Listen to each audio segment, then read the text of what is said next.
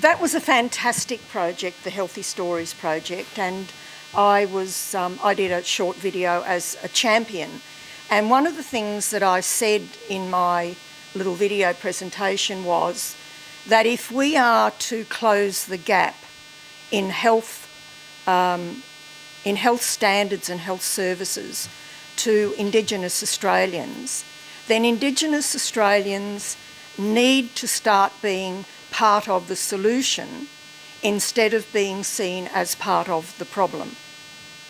So apart from anything else, it's the one reason why I believe that anybody who's involved in the delivery of health services has to increase the number and the quality of their Indigenous workforce. I will keep it brief, and I'll just point to about 3 things that we found out in the research that we did. And one of the things that was striking is we did this same exercise back in 2006 for the Skills Council, and we did it again last year. The increase in access to data in that 4 years has been phenomenal. Not so much in community services, but in health. We had so much more data to work with. And I think that's one of the reasons why sometimes we have these extraordinary growth figures coming up and stuff that we can't explain. You know, how come the industry's growing this much bigger and how come this is happening? I do believe that a lot of it is because we capture data now that we've never captured in the past. And sometimes I think the results might get a bit skewed. We certainly found that in the 4 years between the 2006 and 2010 study. We went right back to the basic area of literacy in schools when we presented these snapshots, because one of the things we found was that one of the biggest impediments and one of the biggest barriers to Indigenous people finding meaningful work in health and community services is the school to work transition. And particularly where we know that so many Indigenous kids don't go to school and don't make it through school. So part of that profile actually shows the literacy levels and what's happening across the country in those literacy levels at a school level. So it reminds everybody that that's where we need to do our most important work. We have to look at that school to work transition if we are to get Indigenous people working in the industries and being part of the solution.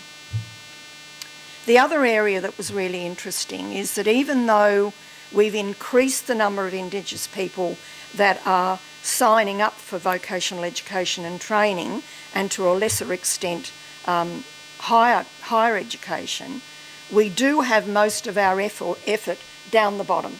We have most of our effort around the Cert 2 and Cert 3 level.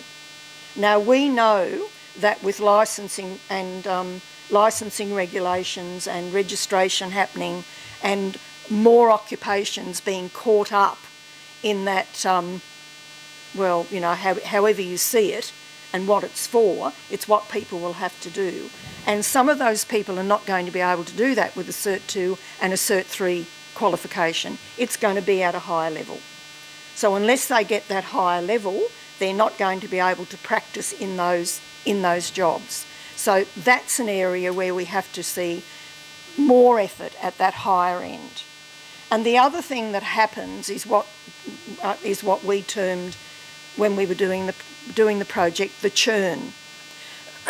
We know, certainly we know very well in the Northern Territory, and I suspect across the rest of the country, that Indigenous people are put through more courses at the same level than any other stakeholders in the country. So they'll do a Cert 2 in this, and then they'll do another Cert 2 in that, and then they might get to a Cert 3, and obviously lots of nodding heads out there. So what we have is huge effort here, and it all costs. You know, it's all coming out of the vet budget. And those people, the learners that are undertaking in that churn environment, are not getting any further ahead in the industry and not into meaningful work. So that's the other area. And I guess along with that is that we do like looking at sign-up rates, and we don't like looking at retention rates. So it's the same with training as it is with employment. A lot of people sign up, but we have a really, really high dropout rate. And that tends to be wasted effort, because with the best will in the world, if that person goes back into further training or retraining, chances are that the recognition of the skills that they've already got and the work they've already done will not be recognised, and they'll go right over the same thing over again. So there are those patterns right through the research that we did. We do know from research that we found that the good news is that health and community services are for more Indigenous people becoming an employer of choice, and that has not been the case in the past. So somewhere in there, somebody's doing something right. We couldn't find an indicator that was making that happen, and it could be that depending on where you are in the country, the indicators are different, because that's the other thing I think we need to remember.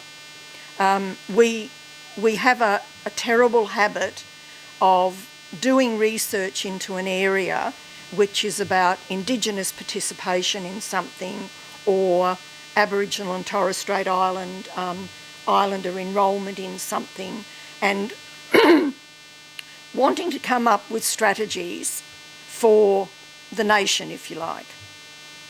In no other area would we pretend that in every jurisdiction the issues are the same. And what we've got to remind ourselves is that for Indigenous people, making decisions about where they get educated, where they train, and what jobs they do will differ enormously depending on where they live and the demographic of that area. And that the plan for somebody Indigenous people living in an urban situation, and that probably going back many generations, and for people living in a more traditional lifestyle in a very geographically remote Indigenous community, the issues and therefore the strategies have got to be very different. So that's, I guess, the other thing that came through. Depending on what was being researched and where the data was coming from, the results were very different. So I'm going to leave it there. I'm happy to take questions.